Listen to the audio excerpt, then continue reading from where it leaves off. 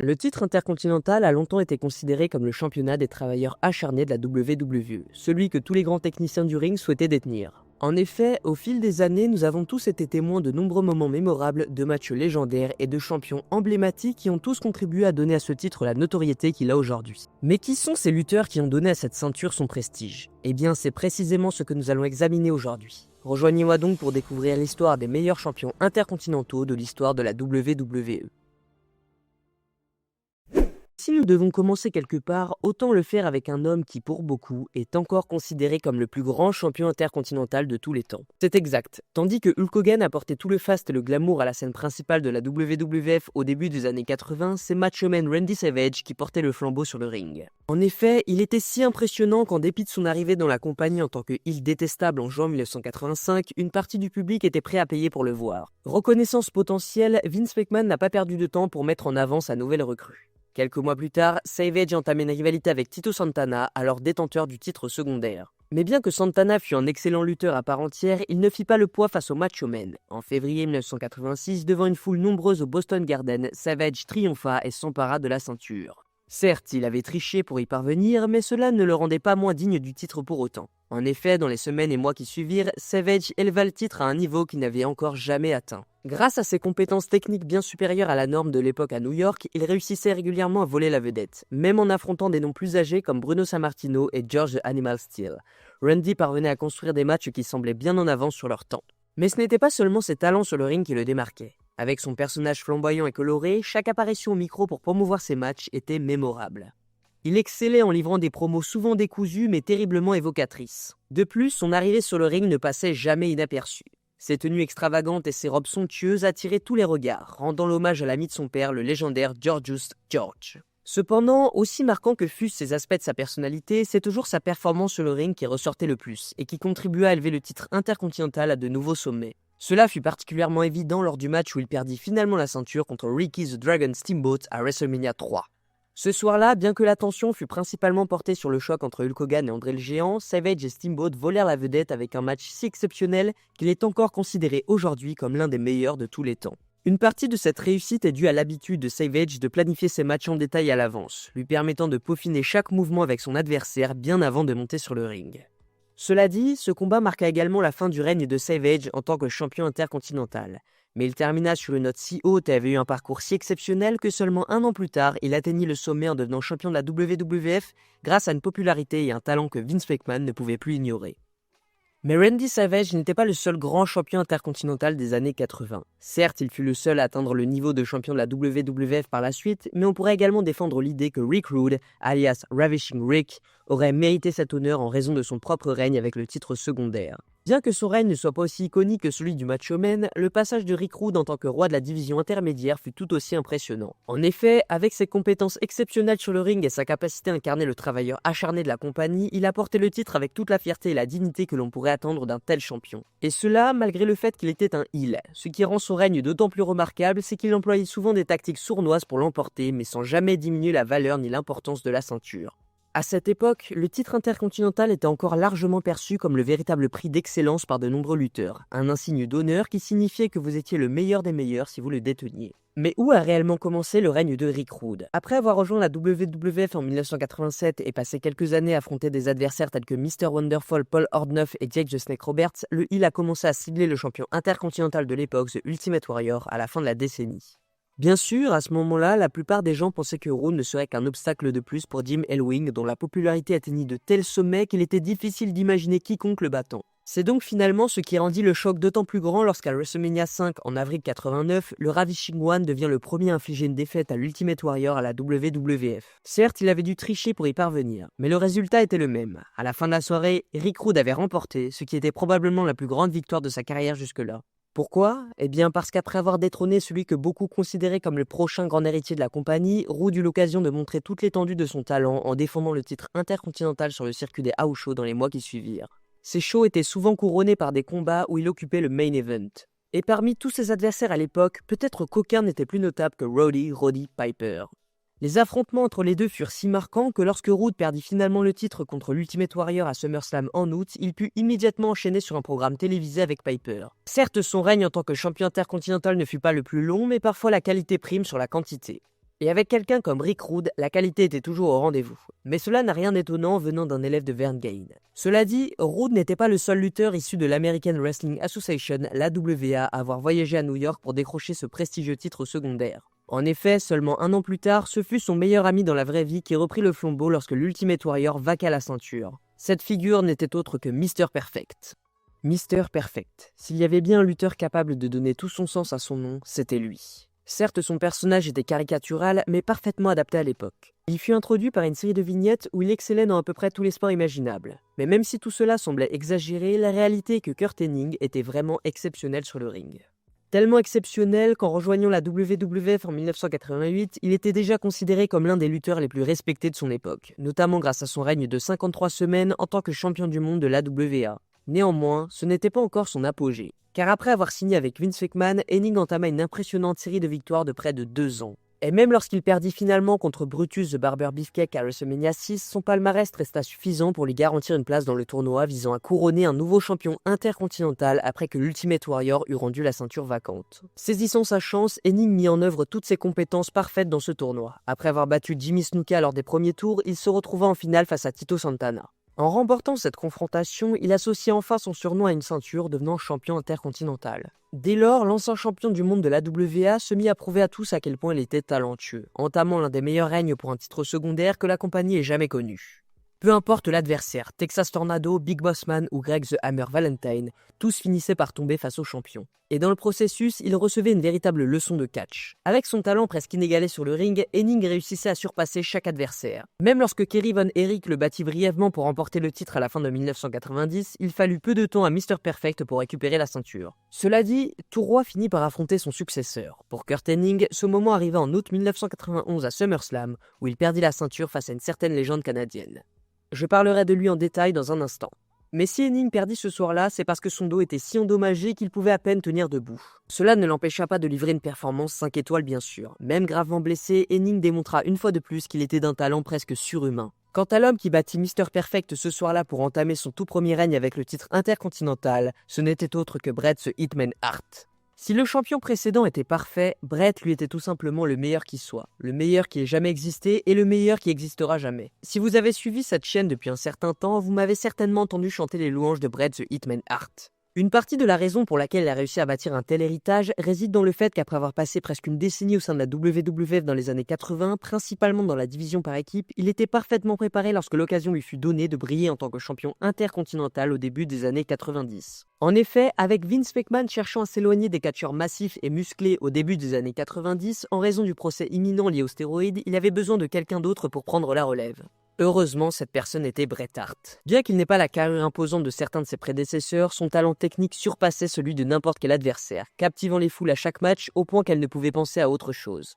Ainsi, après s'être pleinement consacré aux compétitions en solo et avoir battu Mr. Perfect à SummerSlam 91, le Hitman ne s'est pas contenté de perpétuer la fière tradition du titre intercontinental, en tant que ceinture des travailleurs acharnés. Il a également élevé un niveau de grandeur encore inédit. Lors de ce règne, il a redéfini les attentes en matière de contenu technique sur le ring à New York, livrant des performances incroyables contre des adversaires tels que Skinner.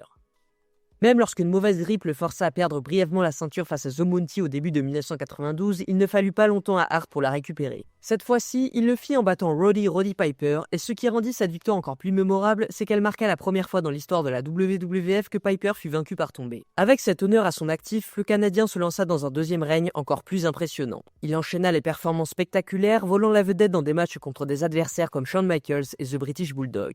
En fait, son match contre ce dernier à SummerSlam 92 fut si exceptionnel qu'il mérita d'être en tête d'affiche. Lorsque Bret perdit face à son beau-frère ce soir-là, il créa un moment si spécial qu'il reçut l'une des ovations les plus brillantes de l'histoire du catch. Bien entendu, après avoir perdu la ceinture contre le Bulldog, il ne fallut que quelques mois avant que Bret Hart atteigne le sommet de la montagne en devenant champion de la compagnie en battant Ric Flair lors d'un house show en octobre. Et il n'eut pas à s'inquiéter pour l'héritage du titre intercontinental après cela, car après un court règne de Davey Boy Smith, ce fut un autre prétendant au titre du GOAT qui reprit le flambeau. De qui parlons-nous ? Eh bien, de Shawn Michaels bien sûr. L'icône, le showstopper, Mr. Main Event, Shawn Michaels. Si vous interrogiez une centaine de lutteurs modernes sur la personne qui les inspirait à se lancer dans le catch, nous parierons que la moitié d'entre eux mentionneraient HBK. Mais qu'est-ce qui le rendait si exceptionnel ? Tout comme Bret Hart, son yin à son yang, Shawn Michaels a passé du temps dans la division par équipe dans les années 80 avant de gravir les échelons en solo. Cela signifiait qu'à l'aube des années 90, il était plus que prêt à prouver sa valeur, ce qu'il démontra dans ses affrontements contre des adversaires tels que Tito Santana et même Bret Hart lui-même.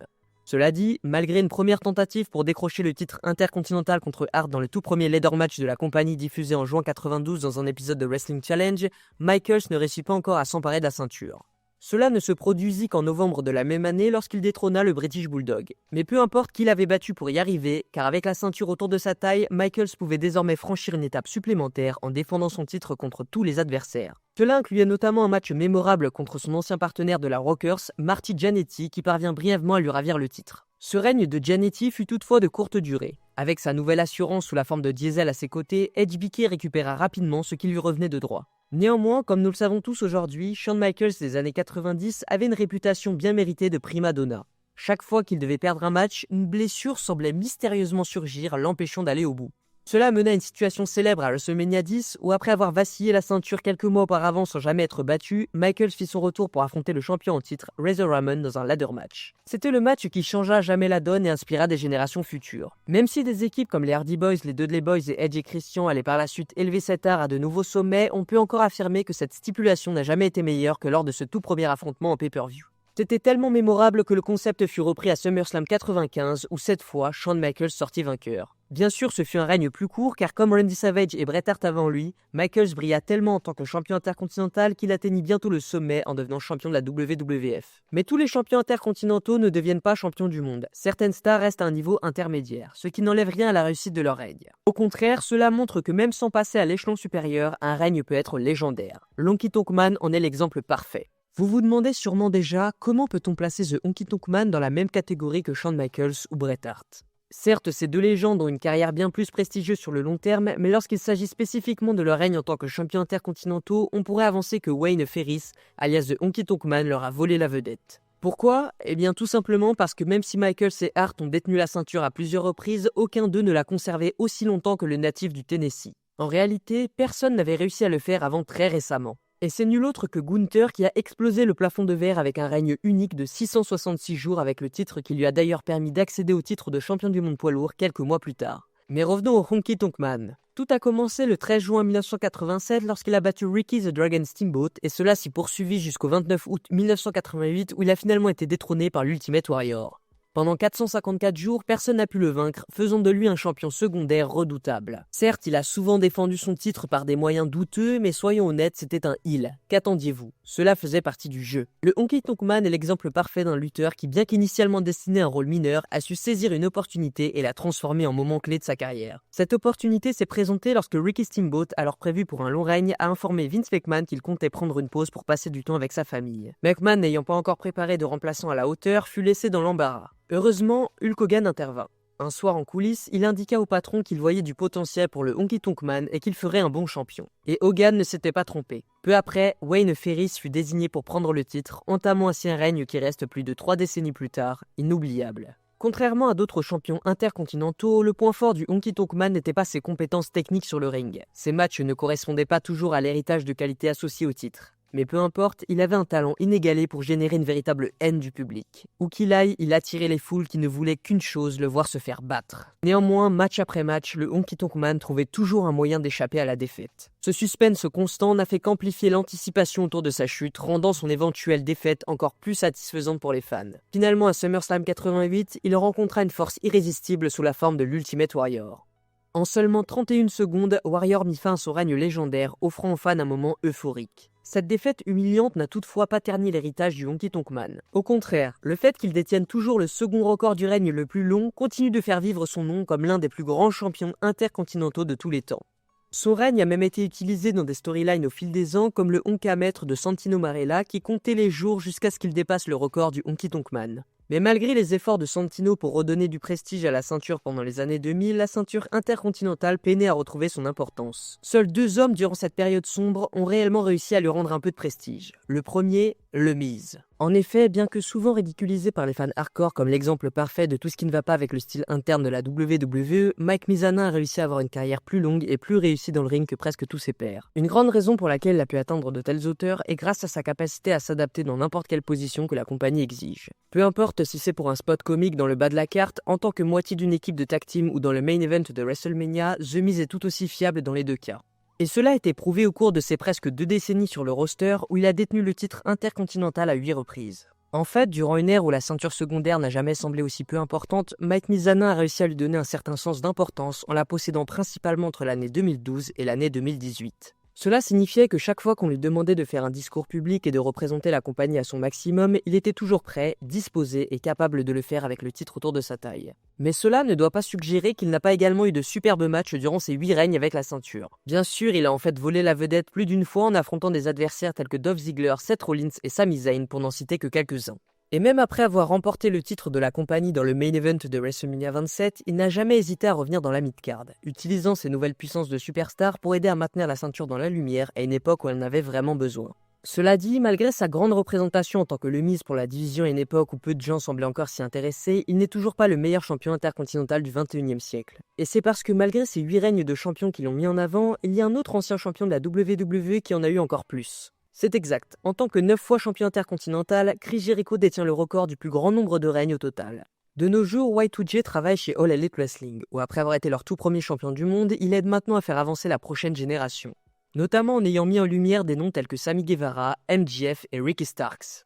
Néanmoins, avant d'atteindre cette phase de fin de carrière, son plus grand succès est venu à la WWE, où pendant une période de 20 ans, il a remporté à peu près toutes les ceintures que la compagnie avait à offrir. Mais bien que de multiples titres mondiaux et titres par équipe soient venus à lui au fil des décennies, c'est probablement la ceinture intercontinentale avec laquelle il est le plus souvent associé, et ce en partie parce que c'était la première qu'il avait remportée en 1999, seulement quelques mois après son arrivée dans la compagnie lorsqu'il était devenu pendant un temps co-détenteur avec Chyna. Ensuite, une fois que ce règne a pris fin, il a fini par la remporter à plusieurs reprises dans les années suivantes, montrant ainsi la ceinture dans des matchs contre des adversaires tels que Kurt Angle, Chris Benoit et Eddie Guerrero. En effet, en dehors de l'ère dorée des années 80, cela a peut-être été la période où le statut du prix secondaire était plus élevé qu'il ne l'avait jamais été. Mais à mesure que le temps passait, Jericho commença à se concentrer de moins en moins sur le ring et davantage sur des projets extérieurs comme son groupe Fozzy. Et peut-être que par conséquence, la ceinture intercontinentale perdit aussi en importance, devenant pratiquement une réflexion après coup, rarement défendue dans de grands matchs. Heureusement, chaque fois que Jericho revenait, il prenait toujours le temps de remettre la ceinture qu'il avait autrefois chérie à sa place, même lorsqu'il aurait pu être dans le circuit du titre mondial. En fait, le Canadien se retrouvait toujours attiré par la mid-card, et en 2009, il avait remporté pour une 9e fois un record. À tel point qu'il était devenu si synonyme de l'image du titre intercontinental qu'à un sondage des fans organisé par la WWE en 2013, il avait obtenu 63% des voix pour être nommé le plus grand de tous ses anciens détenteurs. Toutefois, même si ce champion a élevé la barre de ce que pouvait être un champion intercontinental d'une certaine manière, il n'est pas la plus grande star à avoir eu un règne notable avec la ceinture. Non, car cet honneur ne peut être attribué qu'à un homme, sans doute la plus grande star de tout Hollywood, et c'est The Rock. En effet, le champion du peuple, le grand et le roi du box-office peut être mieux connu aujourd'hui comme la star de franchises telles que Jumanji et Fast and Furious, mais à la fin des années 90, il n'était qu'un lutteur à en devenir, peinant à se faire accepter par les fans. Et cela parce qu'avec lui étant présenté comme le plus pur des babyface possibles, il était difficile pour lui de gagner le soutien du public pendant une époque où Steve Austin était l'homme le plus cool de tous. Ainsi, pendant son premier règne avec le titre intercontinental en février 97, il n'est pas surprenant que ce membre de la famille Anoa'i ait été largement rejeté par les foules en direct, peu importe l'endroit. Heureusement, cela allait changer plus tard dans l'année lorsque Dwayne Johnson trouva sa personnalité, se transformant en un île arrogant capable de surpasser n'importe qui micro en main, tout en confirmant ses paroles une fois dans le carré magique. Bien sûr, cela a aidé qu'il ait eu des partenaires de danse incroyables avec lesquels travailler cette année-là et l'année suivante, avec des noms qu'il affrontera, y compris des personnalités comme Triple H, Ken Shamrock et bien sûr Steve Austin lui-même. Cela dit, rien de tout cela ne devrait rendre moins important ce que le Great One a accompli, parce que tout simplement, il était tellement talentueux qu'il a réussi à gravir les échelons à une vitesse démesurée. En l'espace de 2 ans, il est passé de recevoir une hit monumentale, le faisant presque détester, à devenir champion du monde et un vrai main eventer.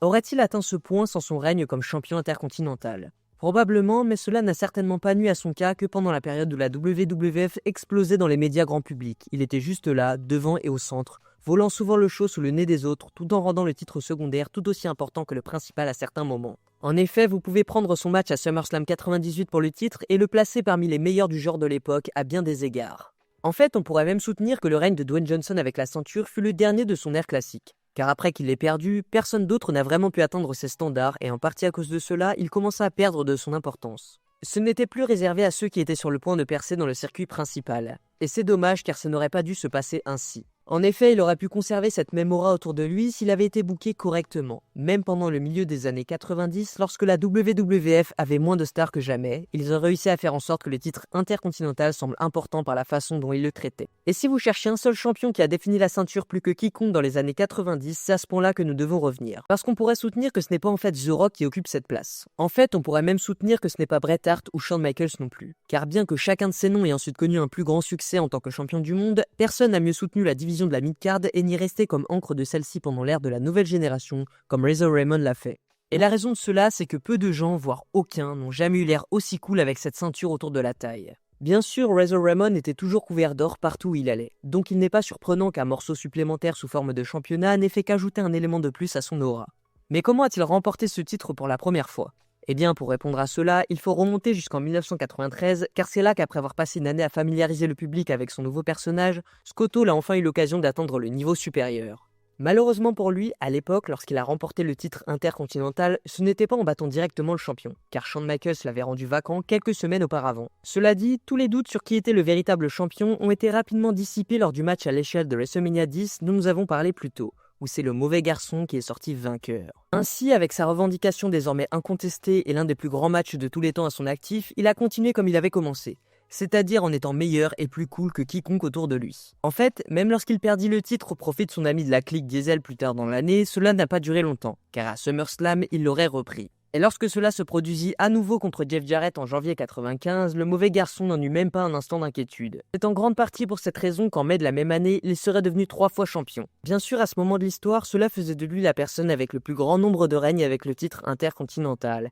Et étant donné qu'il n'atteindrait jamais ce niveau de main event sous la direction de Vince McMahon, cela signifiait aussi qu'il devenait une sorte de référence pour la division, une personne par laquelle tout le monde devait passer s'ils voulaient vraiment prouver leur valeur. À la fin de son passage à la WWF en 96, il aurait remporté le titre à 4 reprises, faisant de lui un fort prétendant pour le titre de meilleur champion intercontinental de tous les temps. Mais alors chacun des lutteurs dont nous avons parlé aujourd'hui pourra aussi revendiquer ce titre, car chacun à leur manière a contribué à faire de ce titre ce qu'il est aujourd'hui. Soit en l'élevant vers de nouveaux sommets, soit en le maintenant à flot pendant ces périodes les plus sombres. Et ce n'est pas comme si l'histoire de cette ceinture particulière était terminée. Bien au contraire, après que Gunther ait réussi à ramener cette ceinture à une forme de notoriété, il semble que la WWE se tourne vers un autre héritier. Car l'actuel champion intercontinental n'est autre que Bron Breakker, le fils du légendaire Rick Steiner. Bron Breakker est l'une des figures montantes de la WWE. Fils du légendaire Rick Steiner et neveu de Scott Steiner, Bron a grandi dans l'univers du catch et il ne lui a pas fallu longtemps pour se faire un nom. Son arrivée à NXT en 2021 a immédiatement attiré l'attention, grâce à son physique impressionnant, son charisme brut et son héritage familial.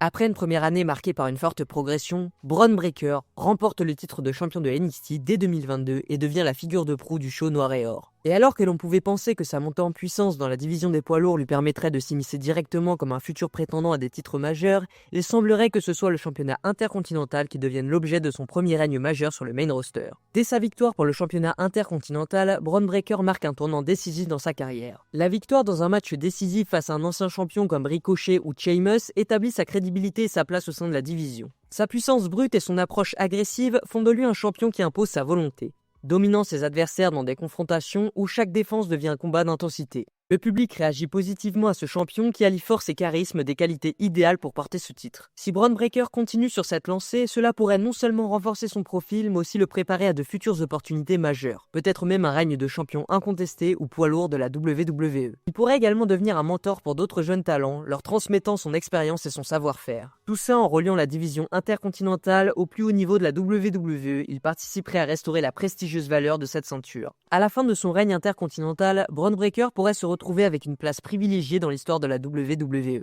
Non seulement pour ses nombreux matchs réussis et ses défenses mémorables, mais aussi pour avoir contribué à revaloriser un titre souvent vu comme une étape avant le main event. Des noms comme Shawn Michaels, Razor Ramon ou Chris Jericho ont marqué l'histoire du championnat intercontinental. Ceux qui aspirent à en devenir les prochains détenteurs devront prouver qu'ils peuvent non seulement porter cette ceinture, mais aussi honorer son héritage. Alors, qui sera le prochain à détenir ce titre entre ses mains? Qui réussira à redonner ses lettres de noblesse à ce titre, et qui sait quel autre jeune talent viendront le remporter ensuite? suite. Ce qui est déjà sûr, c'est que ce titre prestigieux a su révéler les plus grands lutteurs de l'histoire de la WWE. Et tous ceux qui voudront obtenir cette qualification de légende devront travailler dur pour prouver qu'ils sont les futurs stars de demain, capables de porter le poids de la division et de son histoire longue et riche sur leurs épaules. Et voilà les gars, la vidéo est terminée, j'espère qu'elle vous a plu, n'hésitez pas à me le dire en commentaire, à lâcher un j'aime et à partager la chaîne, c'est très important. Et d'ici là, je vous dis à la prochaine pour une autre histoire, c'était Vince, encore une fois, merci à tous.